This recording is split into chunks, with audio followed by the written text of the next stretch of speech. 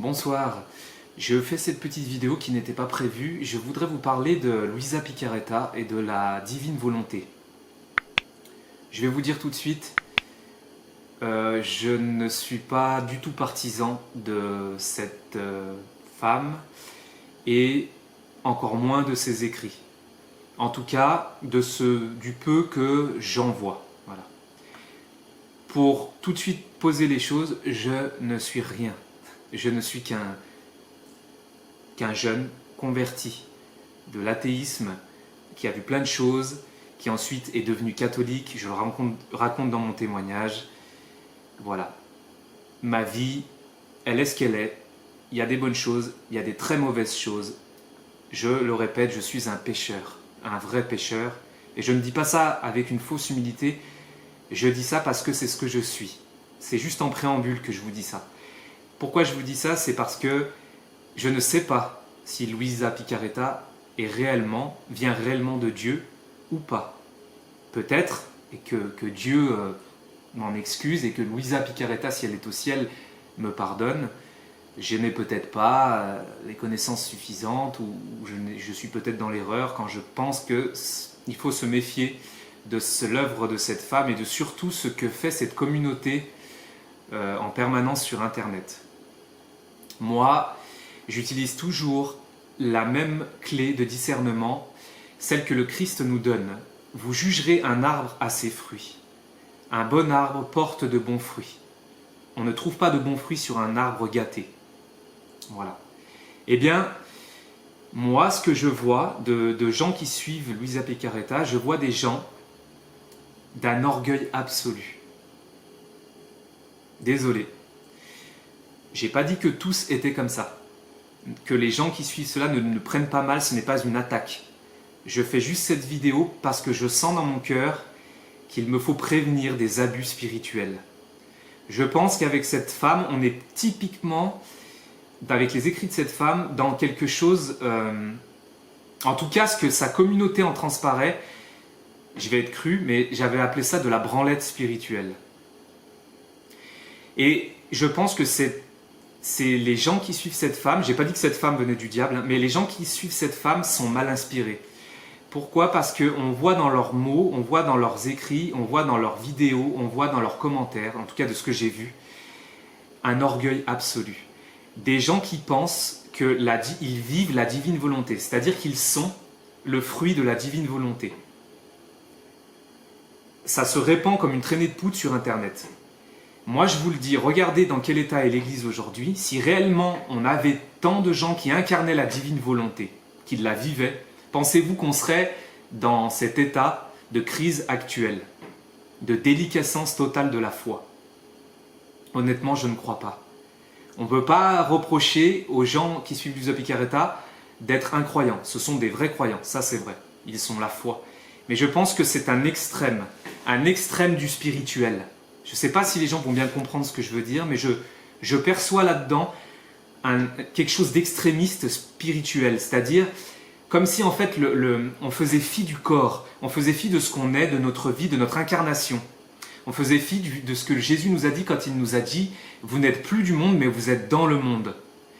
Il ne faut pas oublier que la vie a été... le Seigneur s'est incarné, il a vraiment vécu, il a eu un métier, il a été charpentier, il a appris toutes ces choses. C'est pas pour rien. Vous imaginez, Dieu fait homme, a vécu, a fait de la charpente. C'est magnifique. Vous voyez, c'est vraiment quelqu'un d'incarné qui a eu les pieds sur terre, la tête au ciel, mais les pieds sur terre.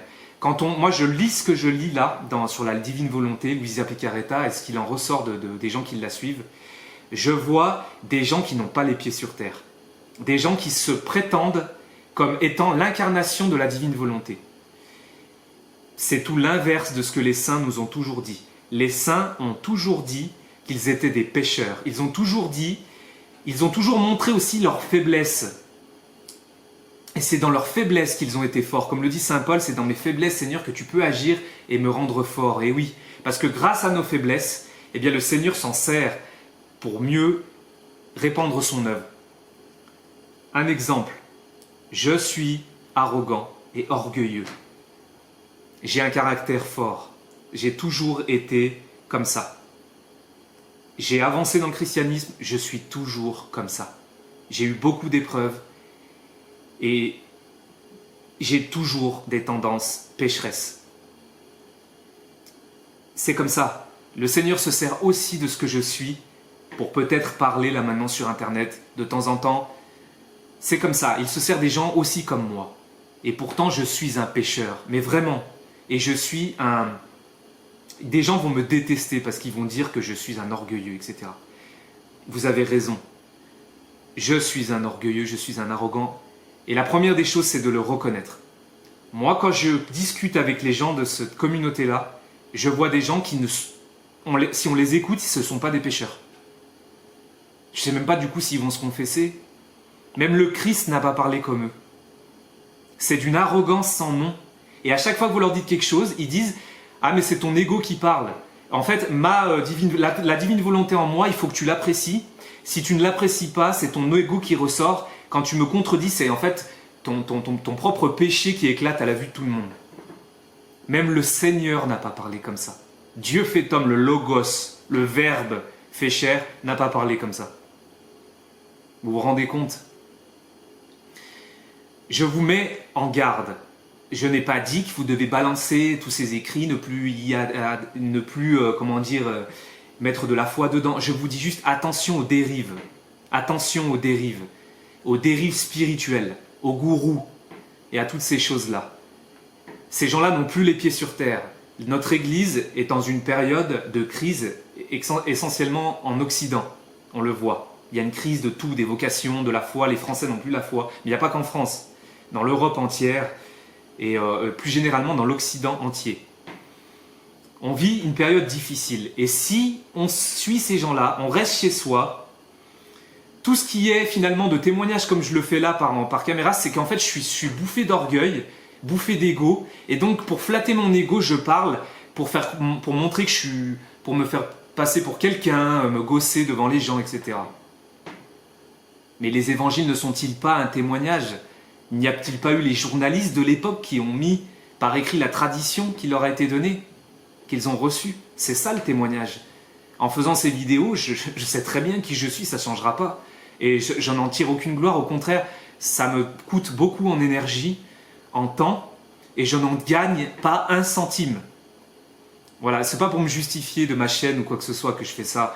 Si ces gens-là veulent m'attaquer, que je suis plein d'ego, il n'y a aucun problème, vous avez raison, de toute façon, je suis plein d'ego, mais comme tout le monde en fait. Même le Padre Pio se confessait de son manque de douceur, de sa façon de faire.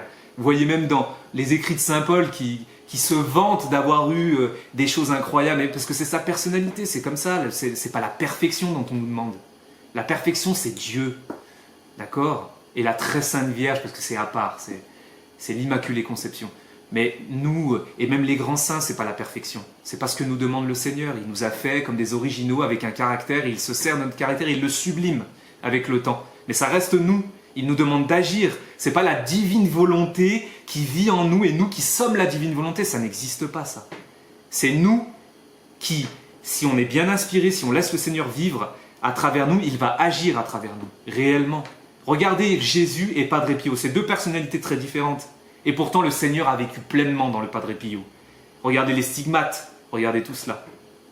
Pour nous montrer ces signes qui nous ont été montrés, comme quoi il venait vraiment de Dieu, il avait vraiment cette communion avec le Christ. Je vous rappelle que Luisa Piccarreta disait qu'elle était stigmatisée, mais de façon invisible. Bon, c'est bien beau, mais on n'en sait rien. Voilà. On a voulu faire un procès de béatification qui a directement été arrêté. Il a été repris en 1994. Et qu'est-ce qui s'est passé? Eh bien, il a été arrêté. Parce qu'on a trouvé dans ses écrits quelque chose qui n'allait pas. Ça a été suspendu. On a trouvé dans ses écrits des problèmes doctrinaux. Voilà, point barre. Vous avez la réponse. Vous avez ces gens-là qui viennent et qui vous disent « Oui, le Padre Pio aurait dit qu'il avait plein de conversations avec Luisa Piccarreta, il y avait plein de choses. » Vous n'en savez rien du tout. Je connais très bien la vie du Padre Pio.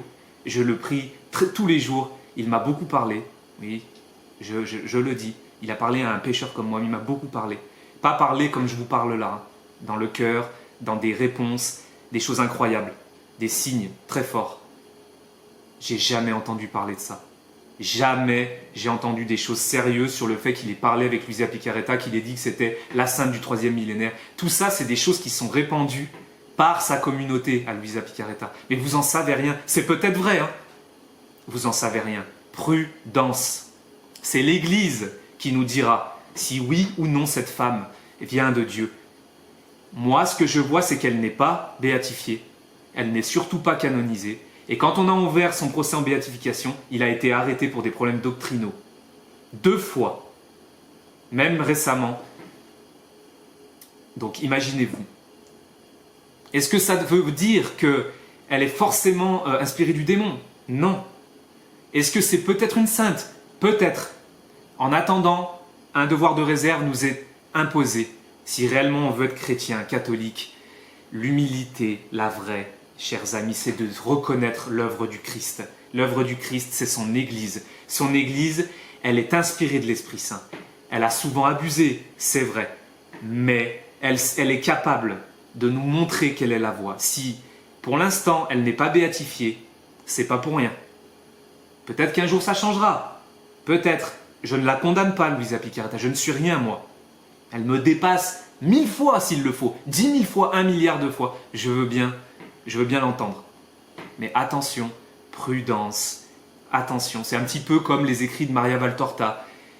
Peut-être que ça vient de Dieu. Je ne sais pas. Mais toujours de la prudence. Toujours, chers amis. On a des tonnes de saints pour lesquels, des grands docteurs de l'Église, sur lesquels on peut s'inspirer des écrits. Mais n'oubliez pas que seul Dieu est Dieu. Seul Dieu est la perfection. À lui seul nous devons adoration. Lui, Dieu, Père, Fils et Saint-Esprit, c'est tout. Rien d'autre. Les saints, Dieu actuellement et depuis la fondation de l'Église nous parle par ces saints. Mais les saints témoignent du Christ. Ils ne témoignent pas d'eux-mêmes. Attention à tous ces gens qui témoignent d'eux-mêmes. On n'en sait rien du tout. En tout cas, l'Église, pour l'instant, elle dit non. Eh bien, moi, je suis l'Église. C'est ça l'obéissance. Et ce n'est pas une obéissance aveugle. Je suis l'Église. Et pourtant, vous m'avez vu dans des vidéos dire réellement, très fortement ce que je pense. Mais je suis l'Église avec un grand E. C'est ça la vertu d'obéissance. Quand vous commencez à interroger ces personnes-là et qu'elles vous disent « Moi, je ne suis pas un suiveur, hein, ou qu'ils sont inspirés de la divine volonté », vous chassez tout ça. Si vous avez des gens qui vous parlent comme ça, même les saints se reconnaissaient pécheurs. Même le Christ n'a pas dit « Adorez-moi, je suis Dieu, je suis la divine volonté ». Il n'a pas dit ça. Même le Christ ne parlait pas comme ça, avec autant d'arrogance que ces gens-là. Alors attention, on juge un arbre à ses fruits. Encore une fois, je n'ai pas la science infuse, je peux me tromper. Mais faites attention, chers amis, suivez l'Église, faites-lui confiance. Quand il y a des abus, on peut les dénoncer. Mais jamais nous devons quitter l'Église catholique. Toujours nous devons être unis au pape. Nous avons le droit de dire quand ça ne va pas, mais nous devons obéir à l'Église catholique. Parce qu'elle est l'œuvre du Christ. Et si je suis un témoin de tout cela, je n'étais pas du tout dans l'Église catholique et le Seigneur m'y a pris et m'y a déposé devant et dedans. Donc c'est pour ça que je témoigne. Mais ce n'est personne, ni moi, ni d'autres que vous devez suivre, mais vous devez suivre le Christ et reconnaître vos limites. En reconnaissant vos limites, il agira à travers vous. Vous le verrez au quotidien, même si vous êtes pécheur. À plus forte raison si vous êtes pécheur, il agira par vous. Vous savez pourquoi? Parce qu'il aime les âmes qui se reconnaissent comme telles. Attention à ceux qui s'élèvent tout seuls, qui témoignent d'eux-mêmes, comme j'en vois souvent dans cette communauté. Je suis la divine volonté. C'est pas suivre la divine volonté, c'est la vivre. Mais qu'est-ce que tu racontes? J'aimerais bien voir vos vies, un par un, tous ces gens-là qui disent ça. J'aimerais voir vos vies. J'aimerais voir vraiment vos vies, ce qu'elles sont, au quotidien. Et je pense qu'il y aurait beaucoup à dire. Souvenez-vous, on n'a jamais autant parlé de la divine volonté. On ne l'a jamais aussi peu faite. Posez-vous des questions. Tous ces gens nous parlent de ça toute la journée. Regardez ce qui se passe dans l'Église et dans le monde. On n'a jamais aussi peu fait la volonté de Dieu. On n'a jamais aussi peu vécu la volonté de Dieu. Et pourtant, si vous écoutez ces gens-là, on a l'impression qu'elle se répand partout et que c'est incroyable. On juge un arbre à ses fruits, les amis. Soyez bénis.